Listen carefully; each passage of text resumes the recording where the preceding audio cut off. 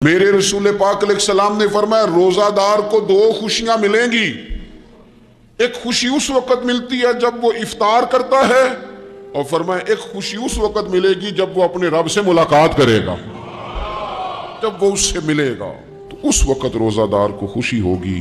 میرے دوستو، خوشی تو جو ہوگی سو ہوگی، لیکن یہ لفظ بڑے حسین نہیں کہ روزہ دار کی رب سے ملاقات ہوگی، یہی لفظ بڑے باکمال نہیں۔ ایک روایت میں تو یہ ہے نا کہ روزہ میرے لیے ہے، میں اس کی جزا دوں گا، اور ایک روایت میں یہ ہے کہ روزہ میرے لیے ہے اور رب فرماتا ہے میں خود روزے کی جزا ہوں، یعنی باقی نیکیوں پر ثواب ملے گا، روزہ رکھنے والے کو رب رحمان ملے گا۔ نبی اکرم صلی اللہ تعالی علیہ وسلم کے امت کے صوفیاء نے نا کچھ چیزوں کو بڑا کھولا ہے۔ عارف رومی کہتے ہیں کہ ایک دن نا محمود غزنوی نے خزانوں کے دروازے کھول دیے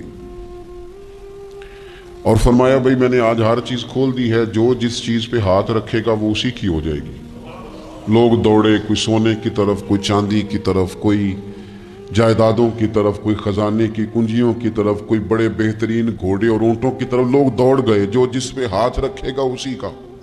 سب بھاگ گئے، ایاز بیٹھا ہے،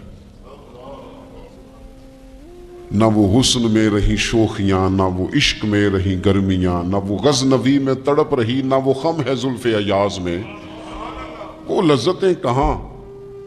ایاز چپ کر کے بیٹھا ہے۔ پھر محمود نے ایاز کی طرف مخاطب کر کے کہا ایاز اٹھنا نہیں، آج لوٹ سیل لگ گئی ہے، جو جس چیز پہ ہاتھ رکھے گا اسی کی۔ ایاز کہنے لگا بات پکی ہے نا؟ تو محمود خوش تھے، موڈ بڑا اچھا تھا، کہا بالکل پکی ہے۔ تو ایاز کہنے لگے چلو ٹھیک ہے۔ ایاز اٹھے، پیچھے سے جا کے نا تو محمود کے کندھے پہ ہاتھ رکھ دیا، محمود کے کندھے پہ ہاتھ رکھا۔ محمود کہنے لگے یہ کیا بات کا، آپ سے میں نے پوچھا تھا بات پکی ہے، جو جس پہ ہاتھ رکھے گا اسی کا نا۔ تو تھوڑی دیر پہلے مسکراتے چہروں میں آنسو آ گئے، ایاز بھی روئے تو محمود بھی روئے۔ کہا بادشاہ پکا رہنا، وہ جن کو خزانے چاہیے تھے وہ دوڑ گئے، مجھے تو چاہیے۔ لنگ کئی مہینے تے برس گئے تے تیری دید نو دیدے ترس گئے، تیری تو ملے گا۔ تو پھر کہا محمود نے، اس نے کہا میں وعدہ کر چکا تھا، بس ٹھیک ہے، باقیوں کے خزانے اور میں تیرا، طے ہو گئی۔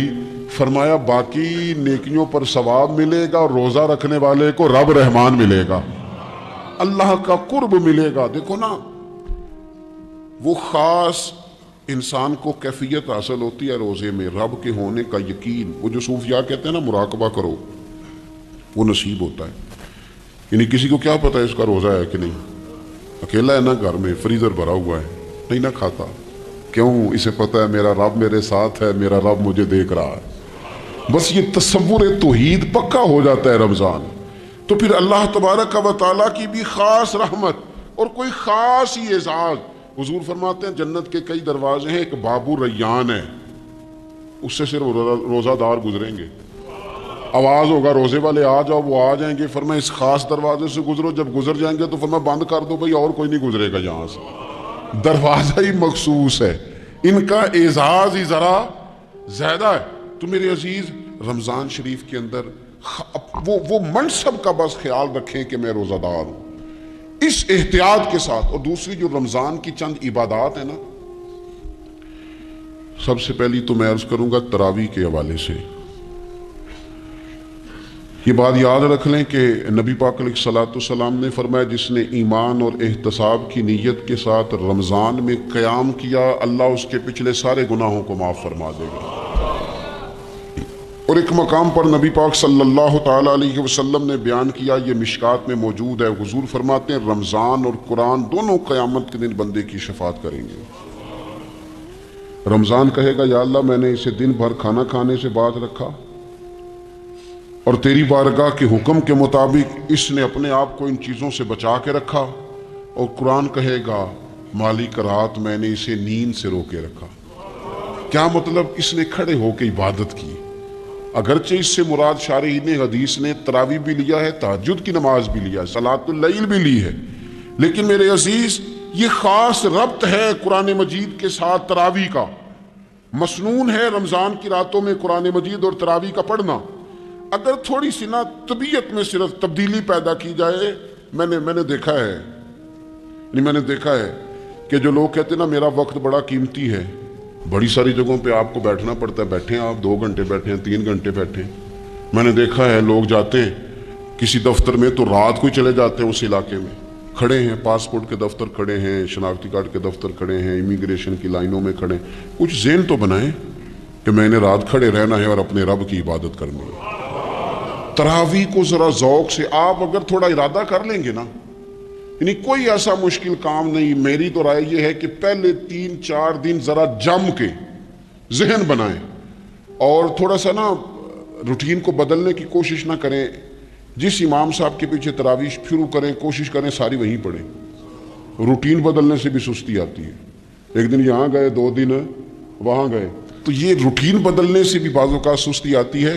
کوشش کریں ایک جگہ پہ قرآن شریف سننا شروع کریں اور پھر پورا قرآن مجید وہیں پہ سنیں اور تھوڑا ذہن بنائیں. میں نے دیکھا ہے ہمارے استاد صاحب اس طرح کیا کرتے تھے کہ بہت تھوڑا کھانا افطاری کے وقت، تھوڑا، اور ان سے کہا جاتا آپ بزرگ آدمی ہیں اتنا کم کھانا کیسے نظام چلے گا؟ تو فرماتے تھے میں 1 چپاتی اور آدھی چپاتی کھا لوں گا لیکن تراویح کے بعد. اب اگر زیادہ کھانا کھاؤں گا تو طبیعت میں سستی آئے گی، میرے لیے کھڑا ہونا مشکل ہو جائے. سادہ سا کھانے کے ساتھ افطاری کی جائے گی. اور تراویح کے لیے اپنے آپ کو ذہنی کہاں ٹائم ملتا ہے سارا سال قرآن پڑھنے سننے کا؟ یہ تو اللہ نے موقع عطا فرمایا ہے. تو تھوڑا سا اگر دلچسپی پیدا کی جائے، بڑا سونا قرآن مجید پڑھا جاتا ہے مساجد میں، بچے بڑی خوبصورتی سے، تو اللہ کا شکر ہے جگہ جگہ پہ. اور مساجد کے علاوہ بھی میں نے دیکھا ہے ہم سے لوگ مطالبہ کرتے ہیں کہ ہماری فیکٹری میں رات کو بھی کام ہوتا ہے، اتنے سارے ورکر ہیں تو بچہ کوئی مل جائے قرآن شریف سنائے، فلانی جگہ بھی اتنے لوگ ہیں تو اگر موقع مل جائے. تو اگر تھوڑا ذہن بنایا جائے، شوق پیدا کیا جائے تو اللہ تعالیٰ فضل فرماتا ہے، انسان کو طاقت ملتی ہے کھڑے رہنے کی. ایک تو تراویح، روزہ، تراویح، اور تیسری بات ہے سحر اور افطار.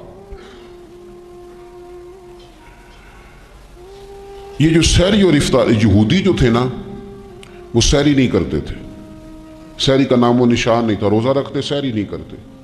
تو نبی پاک صلی اللہ تعالی علیہ وسلم نے فرمایا ہمارے اور یہودیوں کے درمیان فرق ہی سحری کا ہے. اور نبی پاک صلی اللہ تعالی علیہ وآلہ وسلم نے فرمایا سحری کھایا کرو، سحری کھانے میں برکت ہے. اور اگلی بات سننی ہے آپ نے تو خوش ہو جانا ہے، سحری کو معمولی نہ سمجھے، سحری کرنا عبادت ہے. ہاں آپ مت سمجھیں کہ میں روٹی کھا رہا ہوں، یہ تو میرے سامنے دہی رکھا ہوا ہے، یہ تو سالن رکھا ہوا ہے، یہ تو اچار رکھا ہے، تو چپاتیاں رکھی ہیں. سحری کھانا عبادت ہے. آپ صبح اٹھے، آپ کی تو روٹین ہی اور تھی، تو 7 بجے کھاتے تھے، 9 بجے کھاتے تھے. یہ جو آپ صبح کھا رہے ہیں اٹھ کے سحری میں، اپنی مرضی سے تھوڑی کھا رہے ہیں، یہ تو کسی کے کہنے سے کھا رہے ہیں، یہ تو کسی کے بٹھائے بیٹھے ہیں.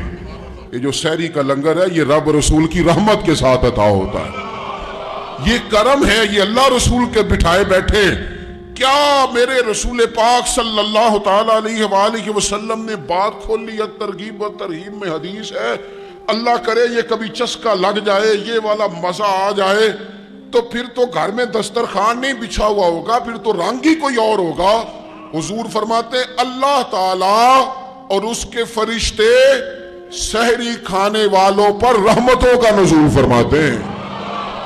کھائی روٹی جا رہی ہے، پکا ہوا کھانا ہے، لیکن حضور فرماتے ہیں رب بھی رحمتیں فرما رہا ہے اور اللہ کے حکم سے فرشتے بھی رحمتوں کا نزول کر رہے ہیں سحری کھانے والوں پر.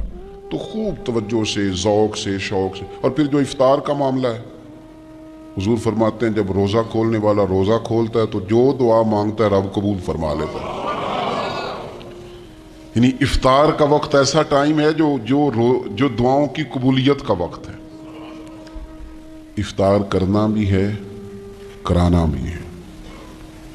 مہنگائی ذرا عروج پہ چلی گئی ہے. میں بار بار کہتا ہوں، مجھ سے نا لوگ دعا کے لیے مجھے کہتے کہتے اپنے کئی دکھ بتا دیتے ہیں.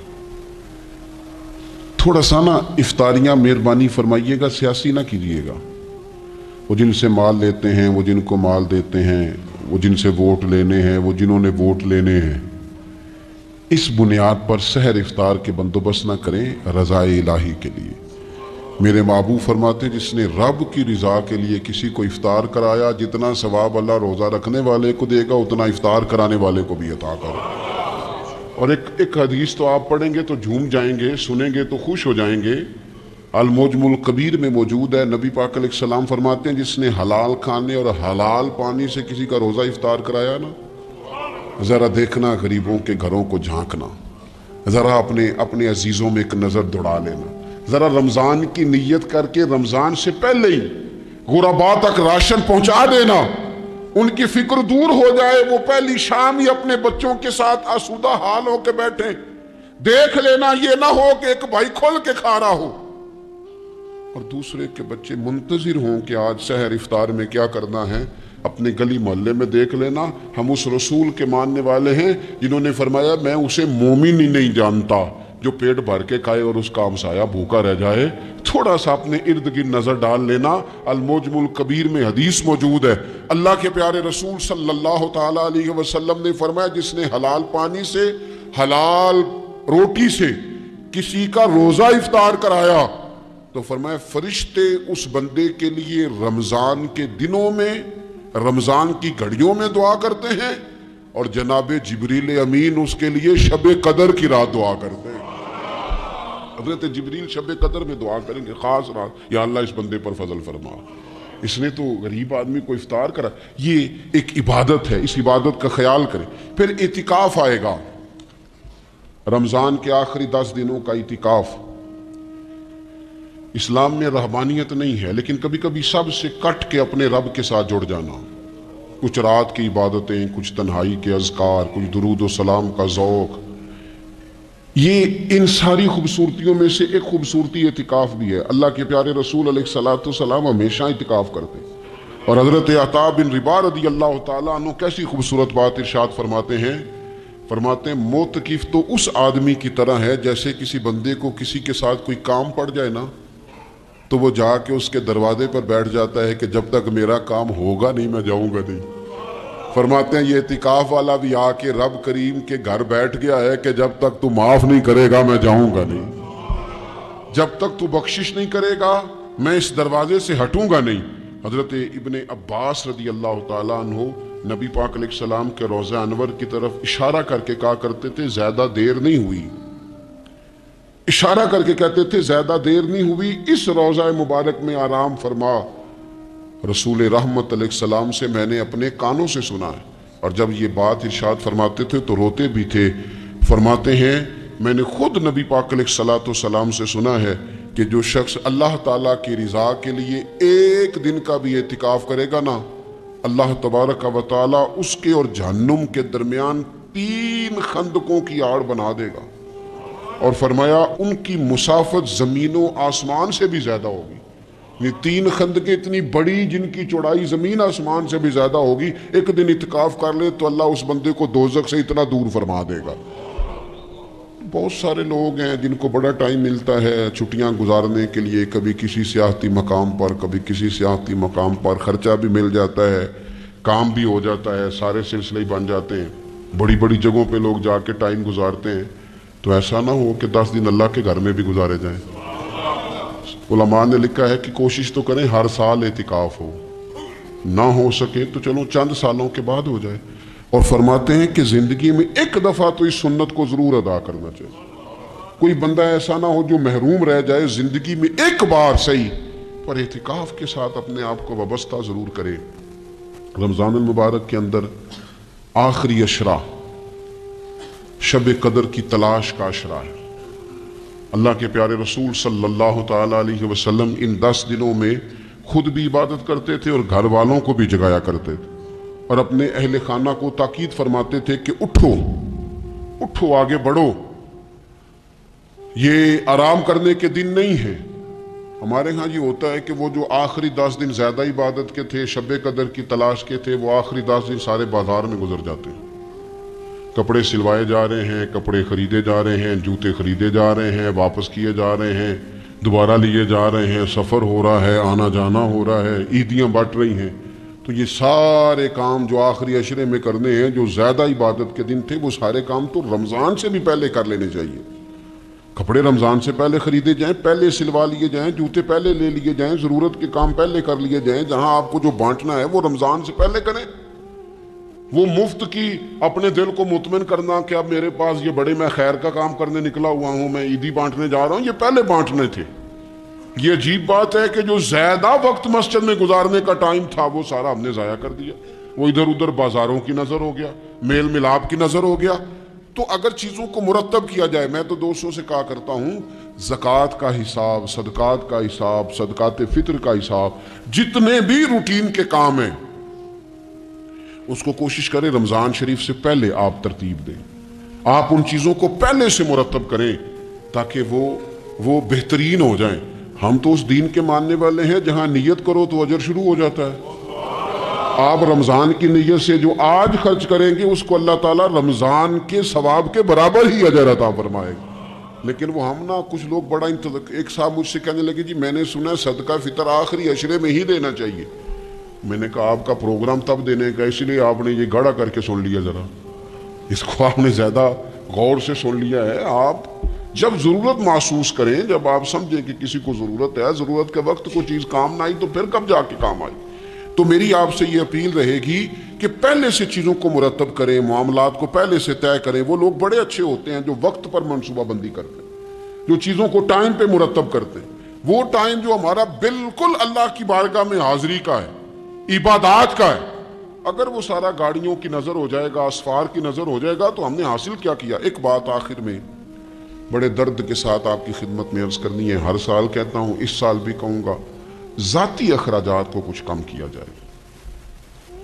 ذاتی اخراجات نہ کچھ لوگوں کے بہت زیادہ ہیں، ان کے اپنے لباس کے، کپڑوں کے، اور وہ اخراج میں نے پچھلے جمعے بھی کہا تھا، اسلام ذبائش کی اجازت دیتا ہے، نمائش کی اجازت نہیں دیتا۔ نمائش والے کام اگر تھوڑے چھوڑ دیے جائیں کچھ بھی نہیں ہوتا۔ میں تو شاید اگر میں سینکڑوں کہہ دوں تو غلط نہیں ہوگا، لیکن بیسیوں تو لوگ ایسے ضرور ہوں گے کہ جو عید ساری سو کے گزارتے ہیں، سارا دن سوئے رہتے ہیں، پتہ نہیں وہ اتنے مہنگے مہنگے کپڑے کس لیے خریدتے ہیں۔ عید کی نماز پڑھی سو گئے، اور بھئی آپ کا فون بند تھا جی میں سو رہا تھا جی، تو بھئی وہ جو آپ نے 1.5 مہینہ درزی کے پاس آنا جانا لگایا وہ کس مقصد کا؟ رات کوئی پہننا تو کوئی پرانا جوڑا پہن لیتے۔ ایسی مصیبت کیا بنی ہوئی تھی؟ اتنے مہنگے کپڑے خریدے، اتنا مہنگا جوتا لیا، اور دن سارا سو کے گزار دیا۔ ذاتی اخراجات کم کریں۔ پتہ کیا ہے، فرق بہت بڑھتا جا رہا ہے، بہت بڑھتا جا رہا ہے۔ یعنی ایک جگہ پہ چیزیں پڑی ہیں، خراب ہو گئی ہیں، کھانے کا ٹائم نہیں، پہننے کا ٹائم نہیں، اور ایک جگہ وہ ہے کہ جہاں لوگ دوائی کو ترس رہے ہیں۔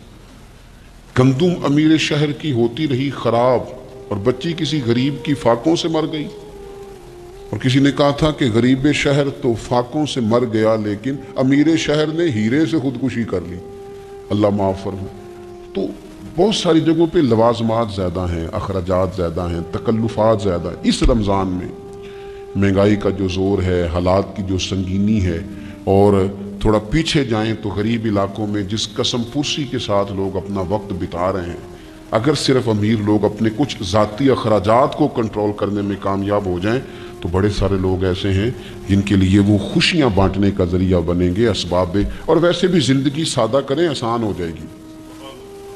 زمین پر چلیں، آپ محسوس کریں گے کہ زندگی بہتر ہو گئی ہے، آسانی والی ہو گئی ہے۔ اللہ کی بارگاہ میں دعا کرتا ہوں